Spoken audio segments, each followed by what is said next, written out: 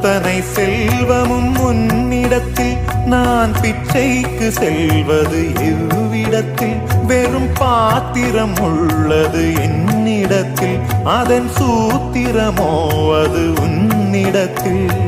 ஒரு முறையா இருமுறையா பல முறை பல பிறப்பெடுக்க வைத்தாய் புதுவினையா பழவினையா கணம் கணம் தினம் என்னை துடிக்க வைத்தாய் பொருளுக்கு அலைந்திடும் பொருளற்ற வாழ்க்கையும் துரத்துதே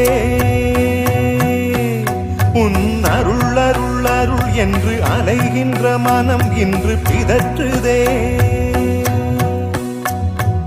அருள் விழியால் நோக்குவாய்